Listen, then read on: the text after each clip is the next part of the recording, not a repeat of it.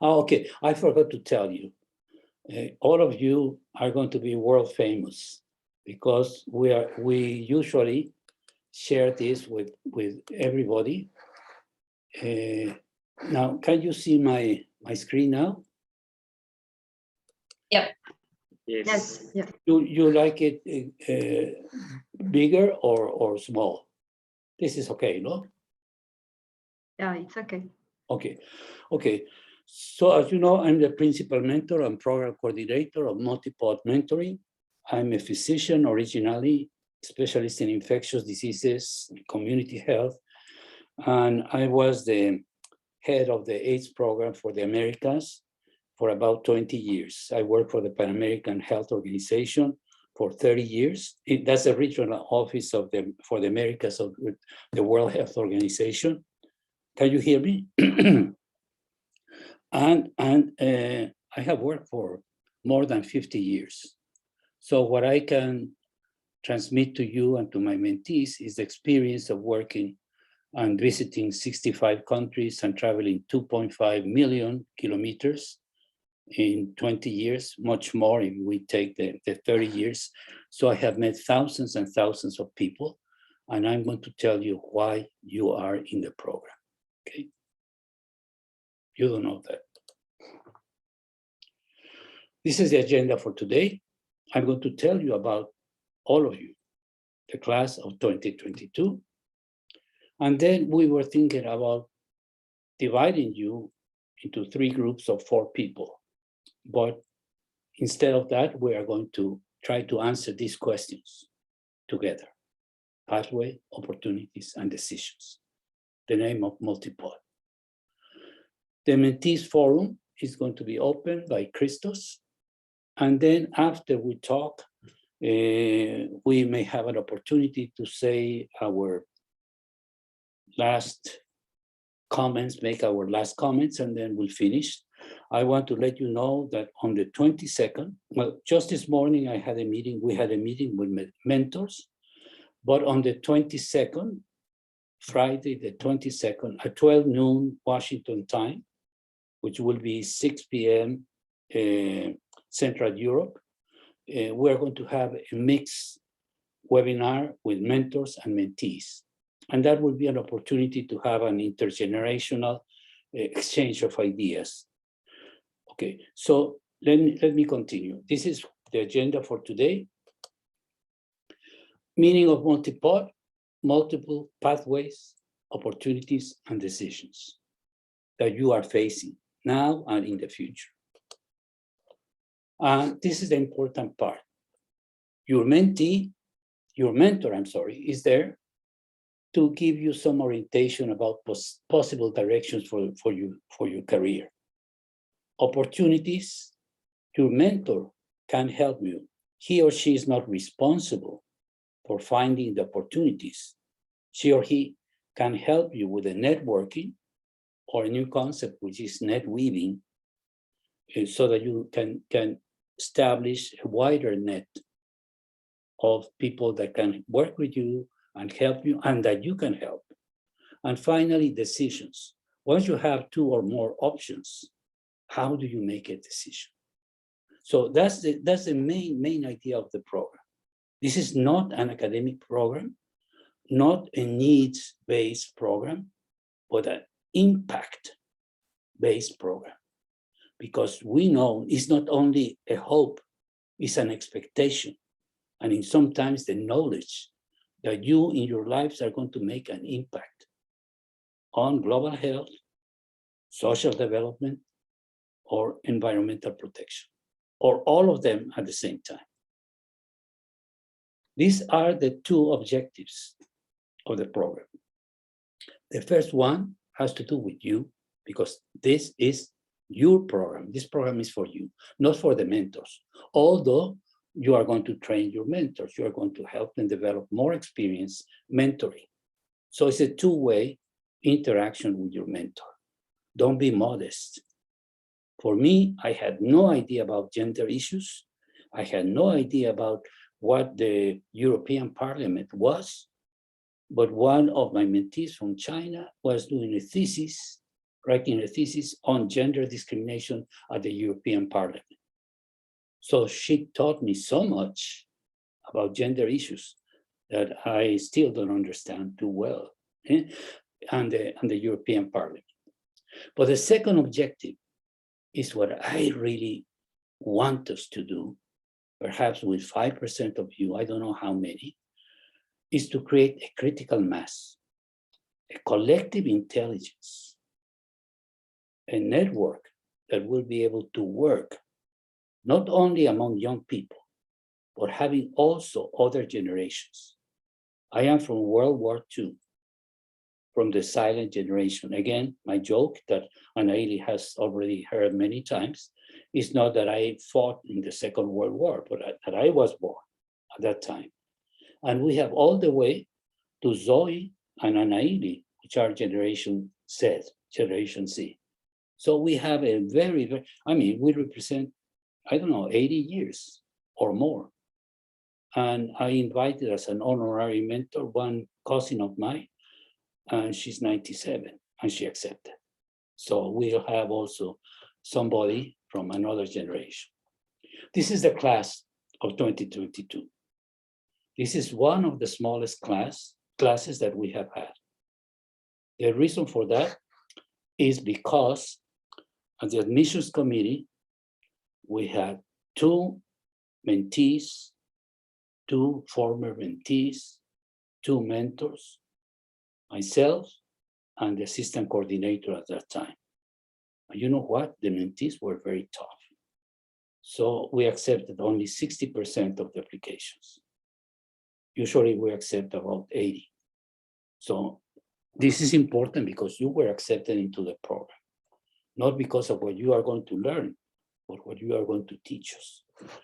As usual, more women than men.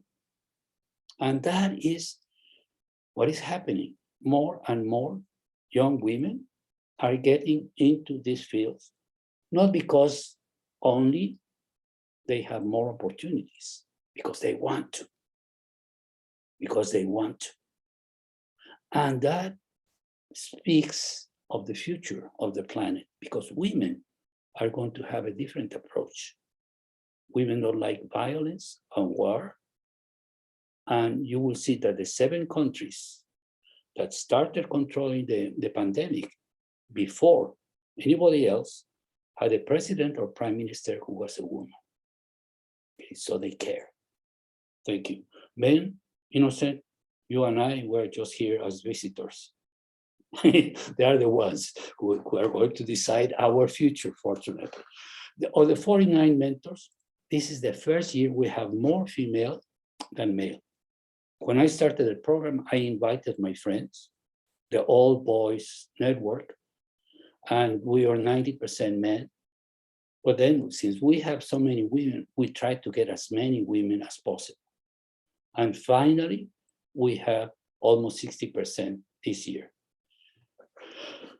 Our mentors like the program. 43 of the ones we have this year have been 2 or more years in the program. 44 continuing, and now we have 5 new mentors, all of them women. The ones who left are all men. And you all speak more than 25 languages. And you come from 30 plus disciplines. And still, we have a predominance of health-related disciplines, but we are having disciplines that people may think they have nothing to do with what we are doing. We have musicians. Why do we have musicians? Because we need everything. We have 7 types of engineers in the program. Okay, so, and this is the way we have grown. Starting 2014, 15, 16, 17, 18, 19, 20, 21, 22, 23. Okay, going back, 23 is not here. And we forgot to put Syria there. We have about 3 people from Syria. I forgot to. Okay. Okay, so, and Tajikistan. We have somebody in Tajikistan. Thank you. Okay, these are the countries, 122 countries, where people were born, both mentors and mentees, or are studying or working, where they reside. The reason we're included not only country of birth, but country where you are working or residing is because you know those countries. You know the country you are from, but if you have spent 2, 3, 4, 5 years in another country, you also know that country. You also have contacts, and our network will be wider. This is what you said in your applications. And that's why I say this is not an academic program. 69 of you are trying to find your pathways and mostly opportunities, or find a job explicitly. So we are talking about 3/4 of young people who really want to find the next step in their career. And some of the mentors at some point said, no, I'm an epidemiologist. I'm going to teach them epidemiology or maternal child health, etc. Well, I mentioned to them, because some of them complained very bitterly, we are not a job agency. My friends, what all of us need, and what I needed when I finished, was an opportunity. I was thinking, what am I going to do next? Where am I going to work? And that's why your mentor is there, to help you with that. Continuing education, PhD. Some people need help in writing a thesis or a paper. I was asking somebody from a very, very famous, well-known school of health, global health, why do you need a mentor? Oh, it's because my tutor doesn't have time to help me with my thesis. So your mentor, even if he or she is not an expert in your area, that mentor can give you some orientation, some guidance, some structure for your thesis. He can also give you the critique on your thesis. And if you want somebody in your area of expertise, that's why we are a different program. You can contact another mentor. And that's why you have the profiles of almost all the mentors. Okay, so please remember that. We want to share with you all the resources that we have. And these are some examples of the expectations of you. Young women is especially for you, and this is what many of you mentioned. I want to gain confidence. And I found that no matter in which country, Canada, the US, Mexico, Bolivia, Germany, etc. Women, young women especially, do not know how good you are. Of the people we reject, only 10% are women. And we don't reject the individuals, we reject their applications. So you are not only better, you know how to write better. Okay, so how do I acquire the know-how to advance in my career? Interesting issues. These are issues that people have mentioned before: menstrual health, menstrual hygiene. Women, we never think about that. Oh, why should we think about that? Okay. Peace and security.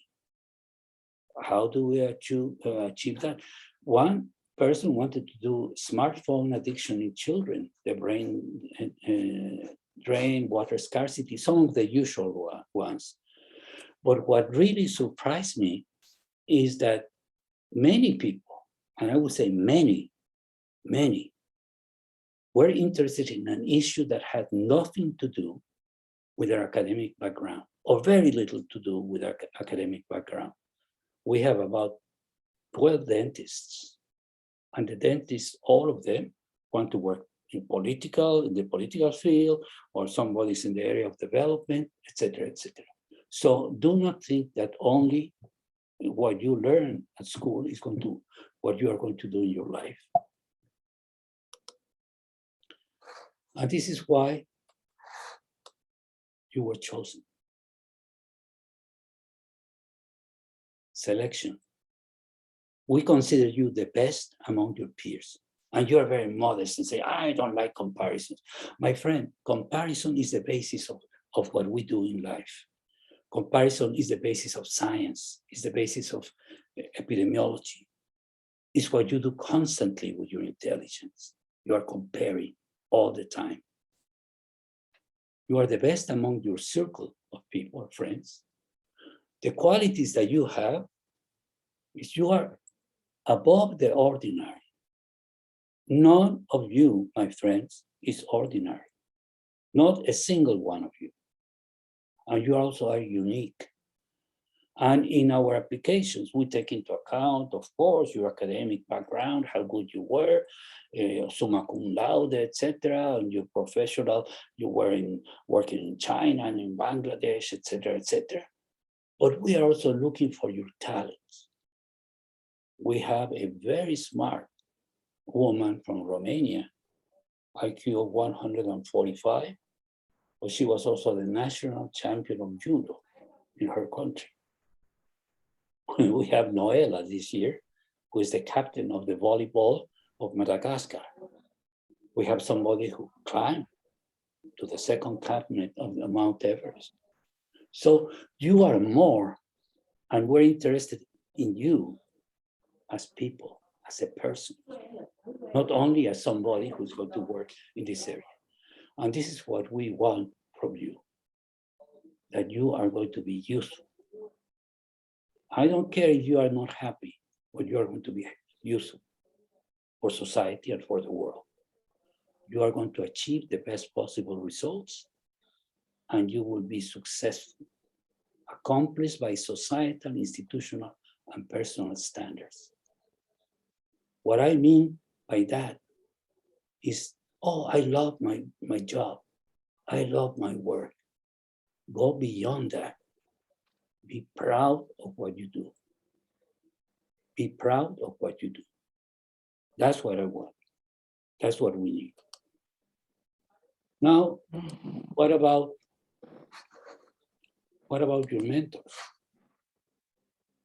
The first thing that we ask a mentor to be is to be successful. You don't want a role model that has been a failure. So they have to have a history of being good. The qualities are experience and knowledge. And by the way, I want you, sorry that I'm so personal and so directive, but this is my opportunity to talk to all of you. When you think of a word in your language or in English or whatever, think of the word and you can make your own definition before you go to the dictionary. I want all of you to have your own dictionary, your own ideas, your own creativity. This is something I wrote. And for example, the qualities are experience and knowledge, and you can write your own ideas about what those things are. And your performance, the performance of a mentor has to have empathy. And that sometimes is very difficult. I have 5 sisters. I grew up among 5 sisters, my aunts, my mother, my grandmother, etc. I married a woman and I have 2 daughters and 2 granddaughters. So I'm surrounded by women. And you know what? I have no idea. Ask me anything you want to know about men. Anything. I know everything. About women, oh, as they say, you know one man, you know all men. You know 1,000 women, you know none. Okay, so that's what makes it interesting. So it gives you empathy, attention, and wisdom. And wisdom is a word that people are afraid of. But wisdom is what we give you and you give us. Because the main definition for me of wisdom is recognition of what's important in life. And being able to answer those questions.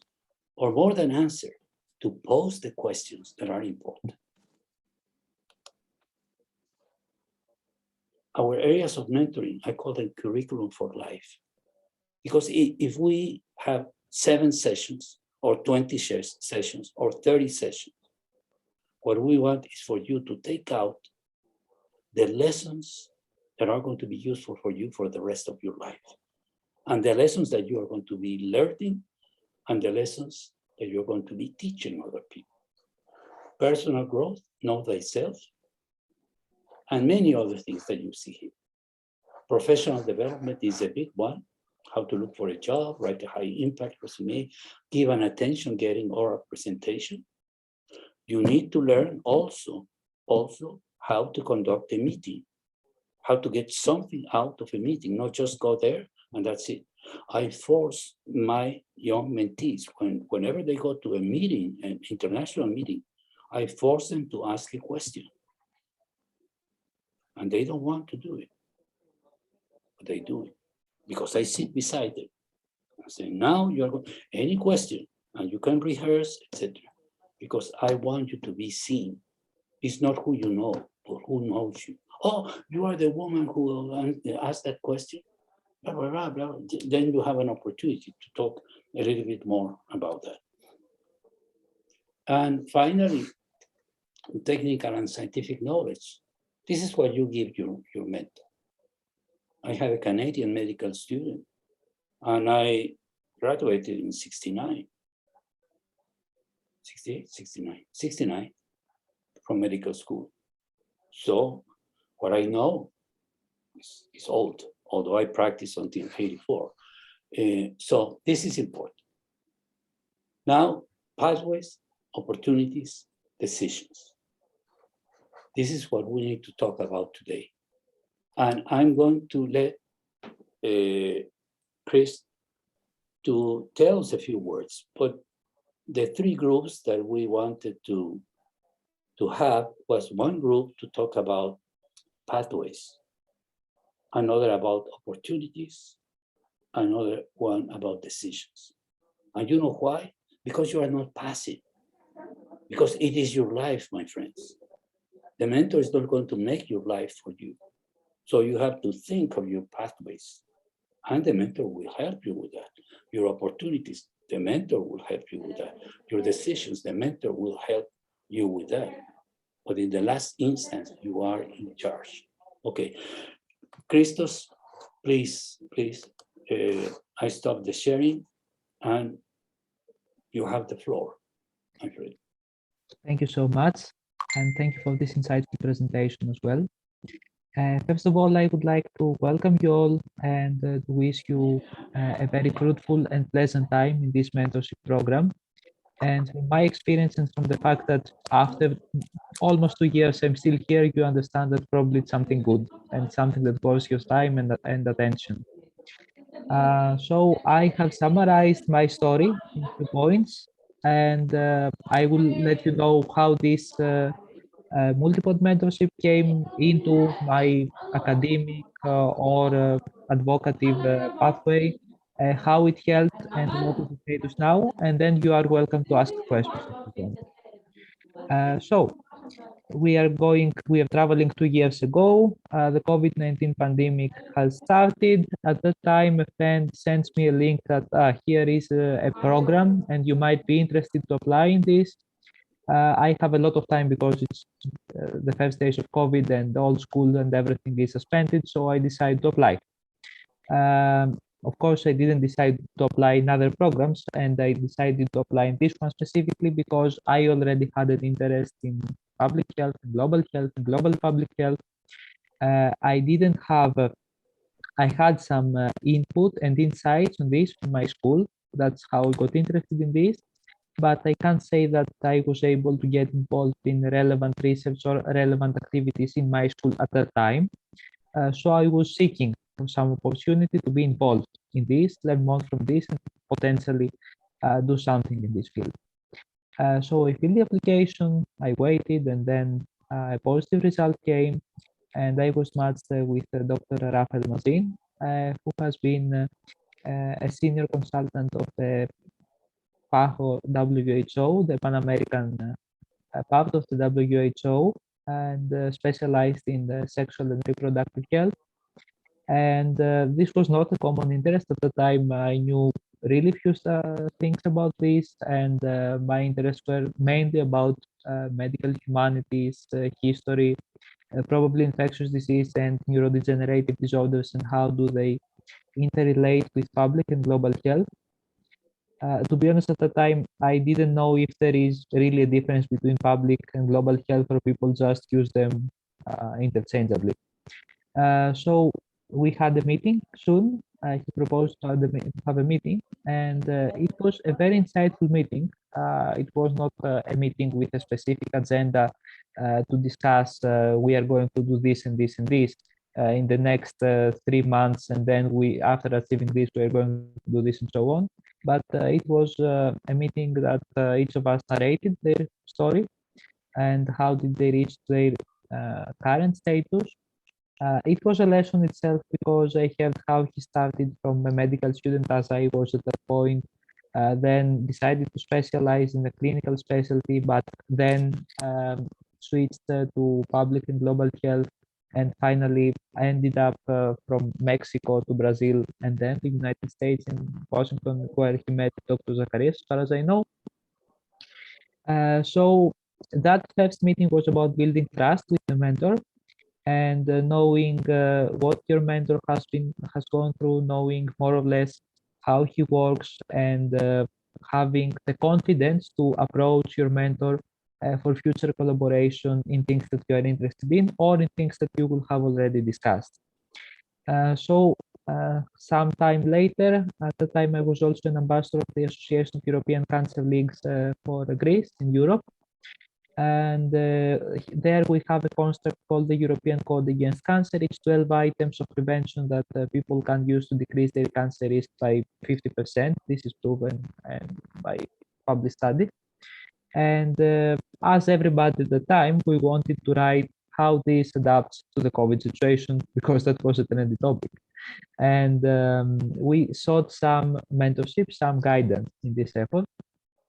So there was a team of ambassadors from the European Code Against Cancer that worked on this, and I asked Dr. Mazin to help us, and he gave us comments. We expanded it, but we never ended it, to be honest, because of different issues between the co-authors. But this could be, let's say, a point that you say that, okay, nothing helps me, I can't get published, and so on.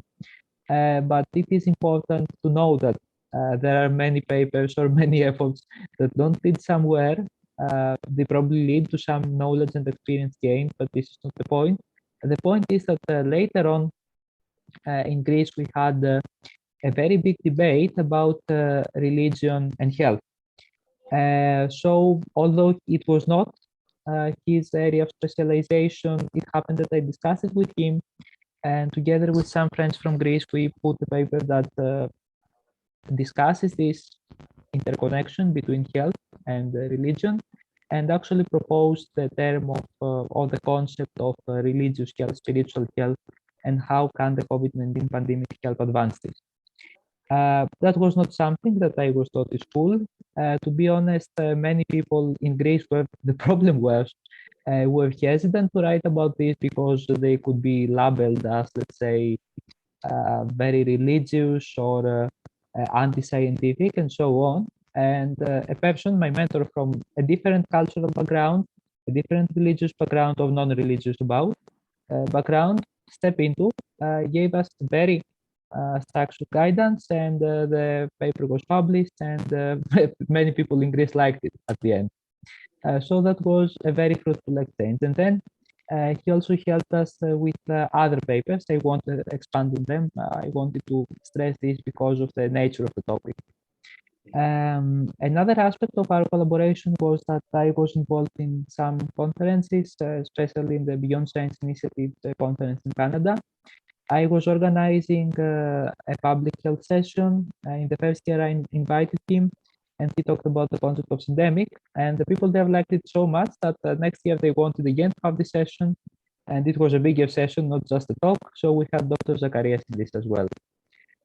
So to be honest, most of my scientific involvement so far has been conferences and papers. So through my collaboration with Dr. Mazin, I was able to be more creative in this. Of course, at the same time, I was working with other mentors, with my university, with the university I'm working now. But it was very useful to have his guidance in many things, from the way that you approach a topic to even the way that you phrase something specific, especially in public health, where doctors and clinicians tend to write but don't have experience in writing a lot, because they're more experienced in writing more specific medical topics with cytokines, cells, microbes, and so on. Yeah, yeah. Let me tell you something else about Christos. He's had a very, very good academic background. He's a physician. He was in the military. He has lots of experience and interests, which are what I would call, as many of you, a multi-potentialite. Somebody who has many interests, many skills that could be applied in many areas. One thing that Christos has not told you is that he's also a designer. He says, oh no, I am amateur, etc. I don't do that. But a creative designer, for example, he sent to us at one time, there was an exhibit on cancer, it was, no? Yeah. The And European. then you could go to virtual rooms. I don't know how to do that, but he will take you to the virtual room and you could see the exhibits of what they were showing. And I thought, well, this guy is a physician, he's a medical doctor. How come he knows that kind of magic? And on the other hand, or additionally, he's also interested in this network in helping people develop their creativity and their knowledge, etc., etc. Through him, I was invited to, what was that, a meeting in Ukraine? Yes. There was also a meeting in Ukraine. On the 5th of April. Unfortunately. Yeah. So he's like a octopus, and that's what we like. A brain with, tentacles going into many areas. So thank you, Christos. I interrupted you a little bit because I want to give time to everybody to react to what you have said. I have the good fortune of knowing most of all of the mentees, because I read all the application, and I know all the mentors except for maybe 3 or 4 that I haven't met through Zoom. So I have that advantage. And I can tell you that the richness that we have in this program is amazing. If you take the collective intelligence that we have in the program, we can conquer the world, my friends.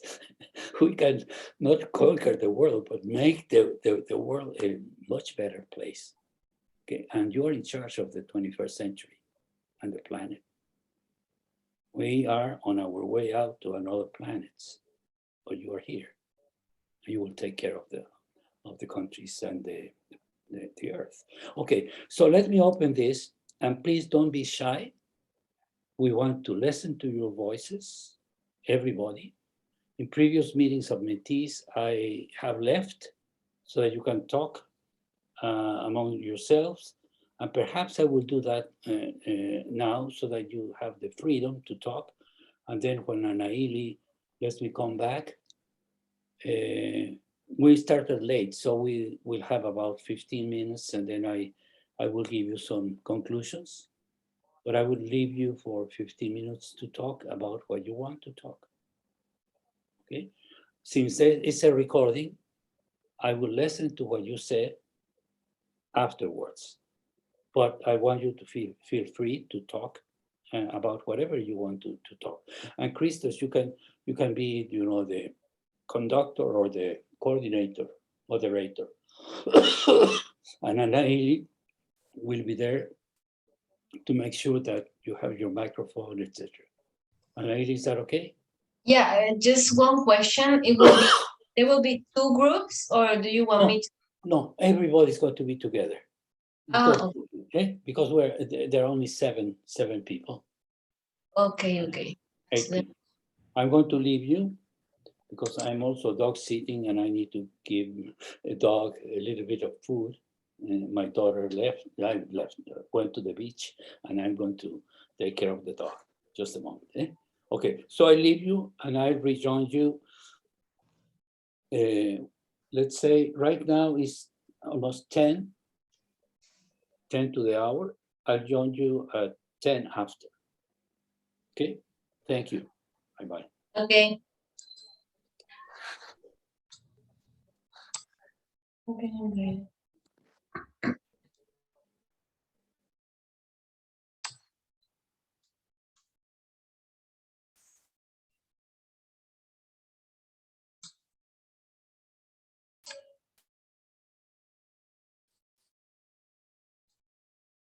Can you join, Innocent? Okay.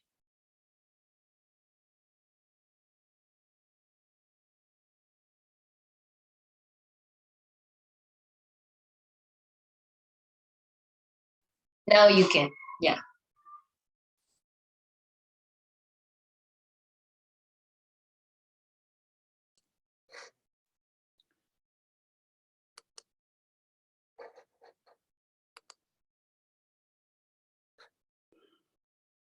Okay, my friends, can you see my screen now? Yep. Yes. Okay. Yes. Well, you probably have seen this before because it's on our website. These are the 9 questions about your future. And this is the framework, the backbone on what we want you to get out of the program. The first three questions are, who am I? The second is, what am I? And the third one, what is my ikigai? Once you know these 3 things, you can move to the pathways, to the opportunities, to the decisions, to whatever. The next 3 questions is, how do I know what I want, and how do I find and get what I want? In other words, it's the area of opportunities. And the 3 next questions, decisions, how do I know this is it? How do I choose, and when do I choose? This how do I know this is it can also go here. Because sometimes you choose something and say, what did I do? When I went to Harvard and then when I went to Pajo, I said, what am I doing here? This is not what I expected. But if you take 1 year, sometimes it takes longer, 2 years, you really appreciate where you are, okay? And this is because we are talking about your future. Now, what are the questions? How do you determine your pathway? First, you need to know your personality. And there are many tests, but this is what everybody uses. Most companies use the Myers-Briggs test, in which you can find out if you are extroverted, introverted, if you use your intuition or your senses to get your information, if you use mostly your thoughts or your feelings, and then how do you make your decisions? If you are judgmental, say yes, no, almost immediately, or you are always waiting for new information, and that's why it takes you time to make your decisions. Then this is important. You are 3 people. You are who you think you are, who other people think you are, and who you really are. And the main point is that you can live your life being only one of these people. And you will live and you will never know the other 2. So the challenge is to merge the 3 persons into one. Okay, so that is important. Because I had a mentee who became a physician because his father and his mother forced him to be a physician. And he wanted to be an economist. In my case, it was the opposite. My father wanted me to be an economist, and I became a physician. And he was so disappointed. Okay, who I really am. And the third one is who made me who I am. And go 60,000 years ago.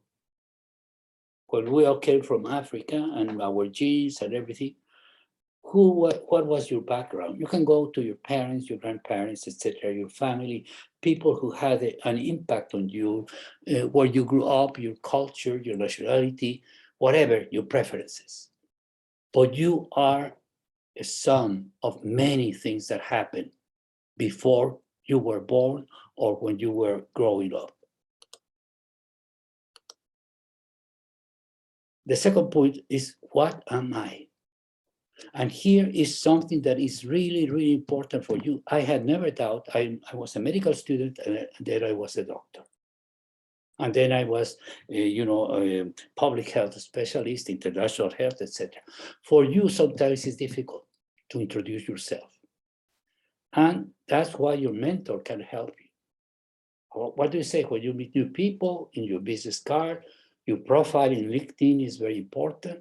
If you meet a professor or somebody, what do you tell which would be attractive to that person? In your resume, biodata, etc., etc. We're recording this and we will send you the slides in addition to that. And then what is my ikigai, your reason for being? What is your vocation? What were you called for?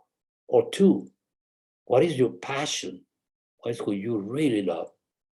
Mission, why are you in this world? And what is your profession? How do you earn your living?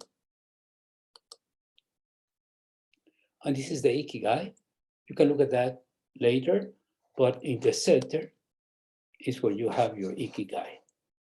And for me, it took 60 years to find my real ikigai. Your ikigai may change as you evolve, but your ikigai is very important because your ikigai is you. Is you and what you want and what you are. And your job has to fit your ikigai, not the other way around. Because you have, and let me emphasize this, they are not giving you charity when they give you employment. They give you employment because you have something to contribute, because you have something valuable that you're going to contribute. So that's why you can ask for a salary, and you can dare, and you can risk, and you can do many things that you are going to learn from your mentor or from yourself. How do you find your opportunities? What do you want? What are your goals? What is your life purpose? And most importantly, merge your brain with your heart, or vice versa. For me, I didn't do that. I didn't do that. And it's your aspirations, your logic, your ambition, your self-confidence, everything is in that. And how do I find what I want? This is very important. Your homework is to investigate, do research. But please don't do research on 100 companies or places. Please no more than 10 or 15, okay? And find out what they are really about. What is their mission, activities, results, etc. Whatever interests you, no more than 10 or 15. I have had mentees who have applied to 100 and have been rejected by each and every one because they didn't. You should hunt. You should hunt, not just cast your net. Networking, ask questions. If you can get insiders help or information, that would be great. How do you get what you want? Promote and market yourself. Again, it is not who you know, it is who knows you. Liala, this is for you. Let's say that you know who the Pope is. You know the Pope, you have seen his picture, etc. Does the Pope know you? Know you? No. Oh, well, maybe you have met the Pope. So ideal, it would be, oh, the Pope knows me. Hey, Liana, come here. That would be great. But the greatest thing is when they say, who is that man in the white, dress who is talking with Liala? Then people really know you, not the other way around. Okay, that's a joke, of course. That's a joke. But you have to be known, or people should know about you. That's more important than who you know. I may know the president of my country, but if the president doesn't know who I am, it doesn't matter. Make your decisions. How do you know this is it? It's as when you are in love.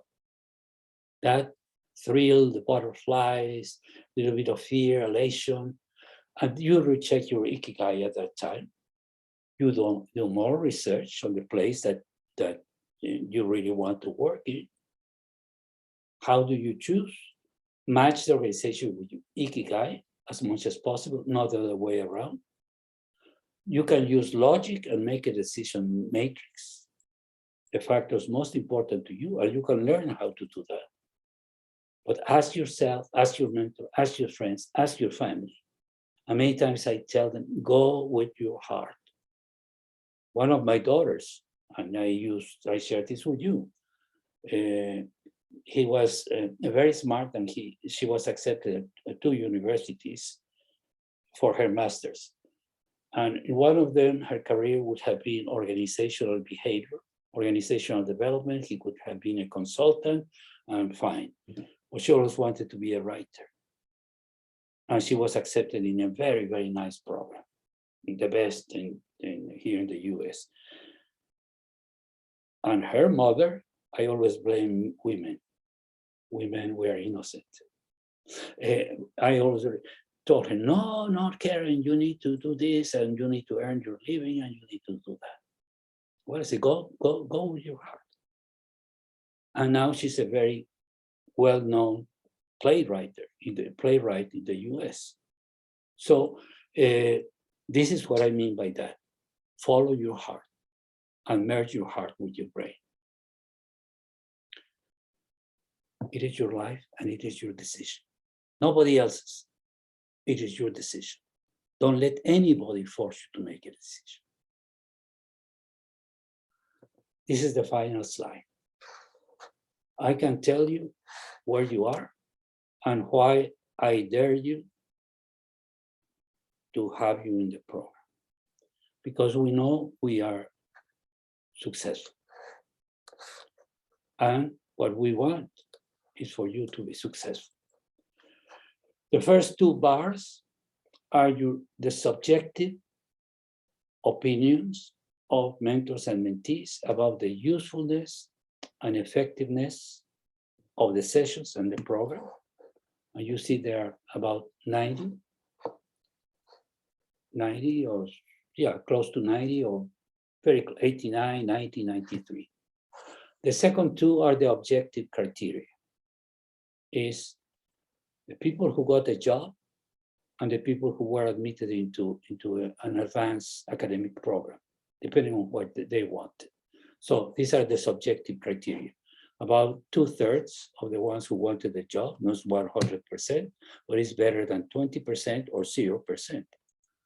And these guys, an academic program, if you take the next year when they receive the letters, it may be higher than that. And finally, this brown bar, the first year I didn't dare to offer a certificate because I didn't know if we were good or bad. The second year I knew, okay, we may be valuable, so we offer a certificate, and now most of you want to have a certificate. So we know that you value what we are offering you. So that's what I wanted to end up with during this presentation. Oh, I forgot. When should you choose? When you feel comfortable with your decision, when you are ready to say yes or no. And this point is extremely, extremely important. I cannot afford to make a mistake. because I'm almost 80 years old. But you, if at some point in your professional career, feel that this is not what I wanted, please don't worry too much. You have time to take another path, to find other opportunities, to make other decisions. And remember, our main purpose, to build a more fair, safer, and healthier world. 21st century is yours, my friends. 21st century is yours. Mine was the 20th century. So be ready, because you're going to live longer. And think about the many, many years that you have. I was forced to retire at 60, but I continue working as a consultant until 2016. And then I took this program full time. So you are going to work until you are 80. So be prepared. And what I want you to do is to think about when you look back at your life. People tell you, what are you going to do in the next 5 years, the next 10 years? Look back when you are 80 and see what you have accomplished. And you're going to be so proud. Okay, my friends, I'm sorry it took a long, long time. The only thing I wanted to know, in addition to thank you, and thank Anna Lee for coordinating the session, the technical part of the session, is to let you know that we're going to have another webinar. It's going to be very similar to this one for those who want or have time to attend, but it's going to be mixed, mentors and mentees. And we may have more people, maybe 20, maybe 30, I don't know for sure. In case you want to share your thoughts there, it will be good, refreshing for your mentors, for the mentors to listen to you. Okay, thank you very much, everybody, and we'll see you soon. And good luck. No, good luck. I don't like luck. You also make your own luck. Nothing happens. Sorry, sir. Sorry. Thank you so much. Oh, sorry, Innocent. You were going to say something. Yes. During your presentation, I had about 2 questions. Can you allow me to ask you them? Yeah, everybody, you can leave at any time if you want to. Yeah, Innocent, go ahead. Yeah. When you were presenting on how we can determine your pathway, you said that you have to know who other people think we are. How can we know who other people think that we are? Another question that I have on opportunity findings. What are the strategies we can use to promote and market ourselves? Okay, the opportunity is something that you will find during your mentorship. What other people think about you, you already know. You have friends, you have your parents, you have your teachers. Okay, so I send the question back to you because I am sure that you know what other people think about you. You were very good in school. I mean, you were at the top of your class. You work on many areas of research.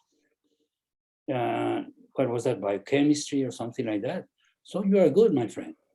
Your teachers think very good about you, and I think very good about you. Because you are good. That's what people think about you. Now, I don't know if you have a girlfriend, but she also may think well about you. Otherwise, you wouldn't have a girlfriend. So that's what others think about you. Okay?